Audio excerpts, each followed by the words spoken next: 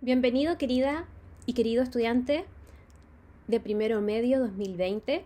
Esta es la clase donde vamos a comenzar a hablar del sonido. Y lo primero que vamos a ver son las propiedades ondulatorias del sonido.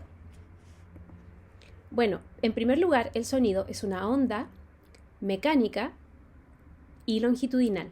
Recordemos que mecánica significa que necesita de un medio material para poder propagarse.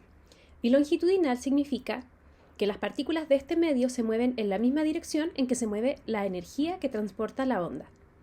En la mayoría de los casos, el sonido se produce como una onda esférica, es decir, se propaga en todo el espacio. Y se transmite a través de la vibración de medios materiales elásticos, es decir, que son capaces de modificarse y volver a su forma original. Cuando una onda sonora se propaga en un medio, se forman zonas de compresión y zonas de rarefacción.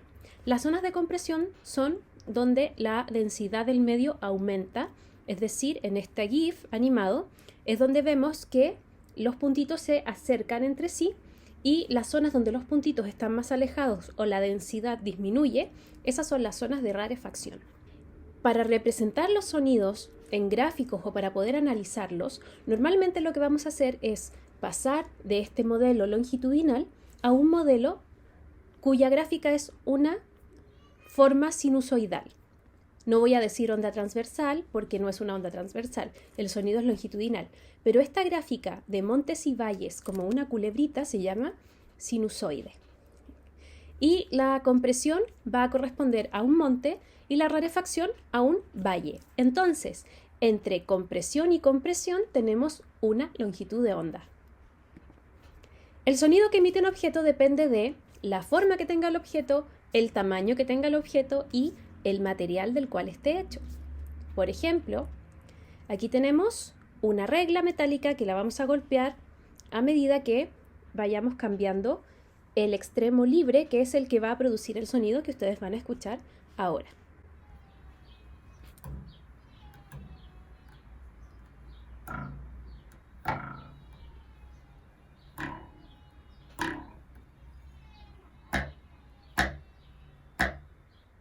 Pueden notar que el sonido cambia a medida que el extremo libre se va acortando.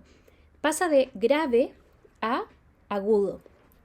¿Qué es el espectro auditivo? El espectro auditivo es un conjunto de ondas cuya frecuencia va a determinar si es audible o no por nosotros. ¿Cuáles son las ondas que se llaman sonido? Son aquellas que tienen entre 20 Hz y 20.000 Hz. Recuerden qué significa Hertz. Hertz significa vibraciones u oscilaciones en un segundo. Es decir, el espectro audible humano va de los 20 Hz, de las 20 oscilaciones por segundo, hasta 20.000 Hz. Dentro de los sonidos audibles por el ser humano, tenemos los graves que van de 20 Hz a 400 Hz, los medios que van de 400 Hz a 1600 Hz y los agudos que van de 1600 a 20.000 Hz. También se puede decir 20 kHz. Cuando agrego la palabra kilo, estoy resumiendo estos tres ceros que están representando la unidad de 1000. No todos los seres humanos alcanzamos a escuchar 20.000 Hz. De hecho, es un sonido muy agudo y muy molesto, pero nuestra capacidad sonora o nuestro espectro auditivo se va deteriorando con los años y también si nosotros abusamos de sonidos con mucha intensidad, muy fuertes o con un gran volumen. Entre 0 y 20 Hz tenemos los infrasonidos, sonidos muy graves que no somos capaces de escuchar, que se pueden emitir en algunos fenómenos naturales y que está la teoría de que algunos animales los pueden escuchar. Entonces, cuando hay, por ejemplo, un terremoto o actividad volcánica, los animales escuchan estos ruidos, que son subterráneos, que vienen desde el movimiento de las placas tectónicas o de las grandes masas de tierra, y lo pueden sentir y dan alguna alarma, pero nosotros no los podemos escuchar, obviamente. Y los ultrasonidos son los sonidos mayores a 20.000 Hz de frecuencia y también pueden ser emitidos por algunos animales y escuchados por algunos animales. De hecho, los murciélagos y los delfines y algunas especies de focas también tienen un sistema de ecolocalización, que es a través de ultrasonidos. Ellos emiten un sonido y cuando perciben el eco, saben a qué distancia se encuentra un obstáculo o se encuentra otro animal con el que se estén comunicando. ¿Existen otros espectros auditivos? Sí. Por ejemplo, los elefantes o los topos tienen un espectro auditivo que está más ligado a los infrasonidos y a la primera parte de los sonidos. Los gatos y los perros de los sonidos y un poquito de ultrasonidos, y lo mismo pasa con los murciélagos y los delfines, pero ellos tienen mucho más rango de ultrasonido que nosotros. Algunos usos de los ultrasonidos. Por ejemplo, el sonar de un barco, que permite la navegación y exploración bajo el agua. Permite hacer un mapeo, así como les contaba de la ecolocalización. Se hace lo mismo con esta tecnología para poder mapear el fondo marino, saber a qué profundidad está y qué relieve tiene. También se utilizan las ecografías, muy populares, ¿cierto?, en los embarazos, pero también para ver otros órganos. Se pueden hacer una ecografía para ver, por ejemplo, los riñones, la vejiga, el hígado, el páncreas. Y esto permite también, a través del rebote, del eco de estas ondas, poder hacer un mapa del interior de un organismo. Y también en las terapias, por ejemplo, cuando uno va al kinesiólogo porque tiene una lesión, a veces indican que uno debe tener una terapia de ultrasonido, debido a que el ultrasonido hace que el tejido pueda vibrar a una alta frecuencia, y al vibrar a una alta frecuencia eso genera un calor que es subdérmico. No es lo mismo que ponerse un guaterito encima de la lesión, sino que es un calor que se produce por la vibración de los tejidos, y eso ayuda a la circulación sanguínea y a la cicatrización. También el ultrasonido se utiliza en algunos controles de plagas. Se pueden espantar mosquitos con cierto tipo de frecuencia, y de hecho algunas empresas venden este tipo de aparatos que produce un ultrasonido. No es audible para nosotros, pero que sí espanta a algunos animales como palomas, perritos, gatitos y algunas plagas de ratones. Bueno, ¿cómo percibimos el sonido? A través del oído. El oído transforma los pulsos mecánicos de los sonidos en impulsos eléctricos que llegan al cerebro.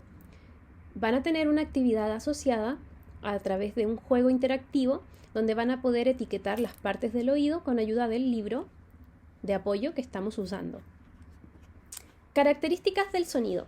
La primera característica que vamos a hablar brevemente se llama tono o altura, que está relacionada con la frecuencia del sonido.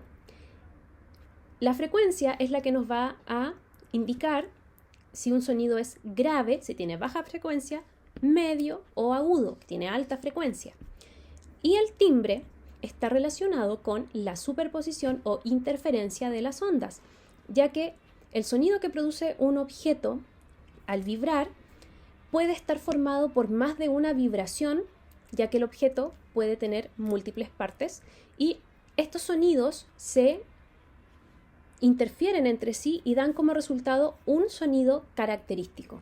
Así nosotros podemos diferenciar la voz de una persona de otra, o podemos diferenciar si un instrumento musical es de cuerda o es de viento. El timbre es el perfil que resulta de esta superposición de ondas, y se los voy a mostrar a través del siguiente video. Veamos cuál es el timbre de diversos instrumentos musicales. Hola a todos, en esta oportunidad les voy a mostrar el sensor de presión sonora, que es este. Es un micrófono, pero no es un micrófono para amplificar la voz, sino que es un micrófono que detecta variaciones de presión, y está conectado a esta interfaz que nos manda los datos al computador a través de este software que se llama Logger Lite. El software que ocupamos en el colegio es el Logger Pro, tiene más opciones, pero este es suficiente para poder mostrarles lo que les quiero mostrar, que es en el fondo el timbre de los sonidos. Entonces, voy a comenzar con el diapasón. El diapasón es el mejor ejemplo que tenemos de lo que sería una vibración sola, ¿sí? De la menor cantidad de objetos vibrando para producir un sonido. Y lo vamos a ver en el perfil. Esto es muy rápido. Bueno, este diapasón está en su cajita de resonancia para que puedan escuchar cómo suena. Y la toma de datos dura 0,03 segundos, así que es muy breve. Y lo que hago es hacer que suene primero.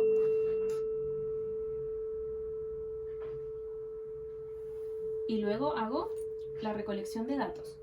Esto está con una escala que la cambiamos hace un ratito y tiene algunos ruidos la onda, por eso tiene esas imperfecciones, pero lo voy a tratar de hacer otra vez.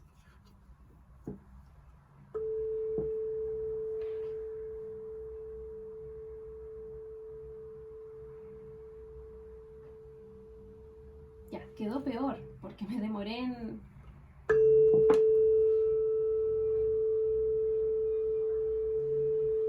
Bien, creo que ahí está mejor, es lo mejorcito que pude obtener. Voy a sacar una captura de pantalla para mostrarles ese gráfico. Ahora lo voy a hacer con mi voz.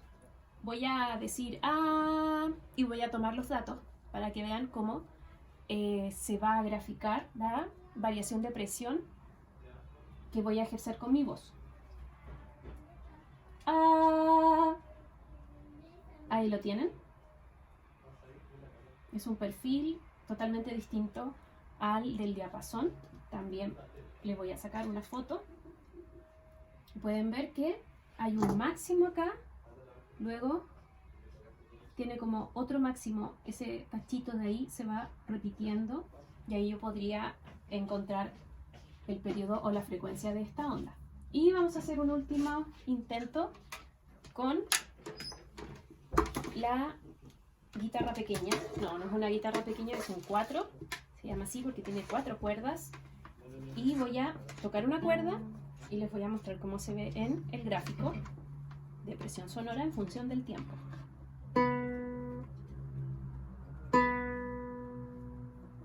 Debe haber un botón para poder hacer esto más rápido. No.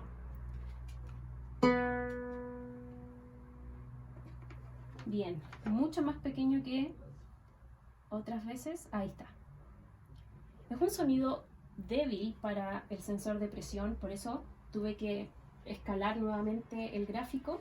Y si pueden ver, la forma que tiene esta onda es distinta a la del diapasón y es distinta a la de mi voz, porque es la superposición de diferentes vibraciones que ocurren en la guitarra en el momento en que yo pulso.